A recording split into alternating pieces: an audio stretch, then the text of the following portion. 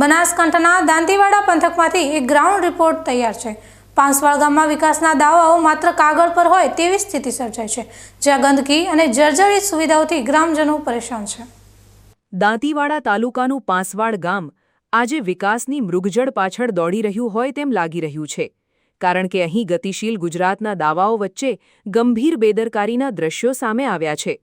1500થી વધુની વસ્તી ધરાવતા આ ગામમાં પ્રવેશતાની સાથે જ ગ્રામ પંચાયત કચેરીની બહાર ઉકરડાના ઢગલા તમારું સ્વાગત કરે છે, જે સ્વચ્છ ભારત અભિયાનના લીરે લીરા ઉડાડી રહ્યા છે।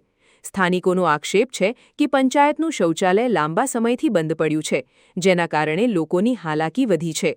સૌથી ચોંકાવનારી વિગત તો પાણીની ટાંકીની છે, જે આશરે 10 વર્ષ પહેલા લાખોના ખર્ચે બની હતી, પણ આજ દિન સુધી એક ટીપું પાણી ગામને નસીબ થયું નથી। આ ટાંકીમાં નળ કનેક્શન જ આપવામાં આવ્યા નથી અને હવે તે જર્જરિત થઈને મોત બનીને ઊભી છે। ટાંકીની બાજુમાં જ આંગણવાડી અને જાહેર રસ્તો હોવાથી નાના બાળકોના માથે હંમેશા જોખમ તોળાઈ રહ્યું છે। આટલું ઓછું હોય તેમ ગામનું બસ સ્ટેન્ડ અને કોમ્યુનિટી હોલ પણ ખંડેર હાલતમાં ફેરવાઈ ગયા છે। આ મામલે જ્યારે તલાટી નિકુલ રાઠોડનો સંપર્ક કરવામાં આવ્યો ત્યારે તેમણે રાબેતા મુજબના જવાબો આપતા કહ્યું કે ટાંકી બાબતે વાસ્મો વિભાગને જાણ કરી છે અને શૌચાલય નવું બનાવવા માટે હાલ બંધ રાખ્યું છે। જો કે સવાલ એ થાય છે કે આટલા વર્ષો સુધી તંત્ર કેમ ઘોરતું રહ્યું? એક તરફ સરકાર લાખોની ગ્રાન્ટો ફાળવે છે, તો બીજી તરફ પાંસવાડ ગામના લોકો મૂળભૂત સુવિધાઓ માટે આજે પણ વલખા મારી રહ્યા છે। ગ્રામજનો હવે આક્રોશમાં છે અને આ જર્જરિત ટાંકી મોટી હોનારત સર્જે તે પહેલા તેને હટાવી નવી સુવિધાઓ આપવાની માંગ કરી રહ્યા છે।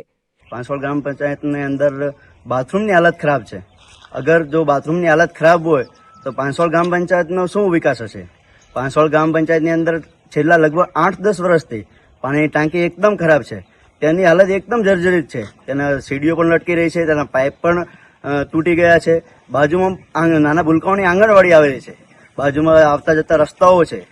જો રસ્તાઓ આવતા જતા હોય અને કંઈક કાલના દિવસે કંઈક થયું તો એની જવાબદારી લેશે કોણ? અને હું તાલુકા પંચાયત, જિલ્લા પંચાયત અને પાંસવાડ ગ્રુપ ગ્રામ પંચાયતને પણ કહેવા માંગુ છું, તાત્કાલિક ધોરણે પગલાં લેના। બીજી તરફ ગુજરાત સરકાર ગુજરાત વિકસિત તરફ જઈ રહ્યું છે અને અમારું છેવાડાનું ગામ પાંસવાડ, તમે પાંસવાડ ગ્રામ પંચાયતની શૌચાલયની હાલત જોઈ શકો છો। ખરાબ હાલત છે શૌચાલયની। તો જો પાંસવાડ ગ્રામ પંચાયતની શૌચાલયની હાલત ખરાબ હોય તો ગ્રામ પંચાયત શું ગામનો વિકાસ અને ગામની શૌચાલયની શું હાલત હશે? બીજું કે ગામમાં 8 વર્ષ પહેલા એક પાણી ટાંકી બનાવવામાં આવી છે, એ હાલ જર્જરિત હાલતમાં છે। એની પાઇપો બધી તૂટી ગઈ છે, સીડીઓ તૂટી ગઈ છે, બાજુમાં આંગણવાડી નાના ભૂલકાઓ ભણે છે, બાજુમાં એક રસ્તો જાય છે, ત્યાં અવારનવાર લોકો જાતા હોય છે। જો આનોની ઘટના બની જાય, લોકોના મનમાં ભય રહે છે, તો તંત્ર જવાબદારી લેશે? બીજું કે ગામમાં કમ્યુનિટી હોલ, બસ સ્ટેન્ડ તમે જોઈ શકો છો જર્જરિત હાલતમાં છે, કોઈ વિકાસ નથી ગામમાં। તમે જોઈ શકો છો મારા પાછળ પાંસવાડ ગ્રામ પંચાયત આગળ ઉભો છું, ગામમાં સ્વચ્છતાનો ખૂબ અભાવ છે, ગામમાં ઉકેડા ઠેર ઠેર। તંત્રને દાંતીવાડા તાલુકા પંચાયત, જિલ્લા પંચાયતનું નમ્ર વિનંતી કરું છું, ગામમાં તાત્કાલિક પગલાં લે અને કોઈ નવું કામ અને વિકાસનું કામ કરે। પાંસવાડ ગામની આ તસવીર તંત્રની નિષ્ક્રિયતાની ચાળી ખાય છે। હવે જોવાનું એ રહેશે કે ઉચ્ચ અધિકારીઓ આ અહેવાલ બાદ જાગીને જર્જરિત ટાંકી અને ગંદકીના પ્રશ્નોનું નિરાકરણ લાવે છે કે પછી ગામ લોકોએ હજુ પણ આવા જ હાલાકી ભર્યા દિવસો પસાર કરવા પડશે।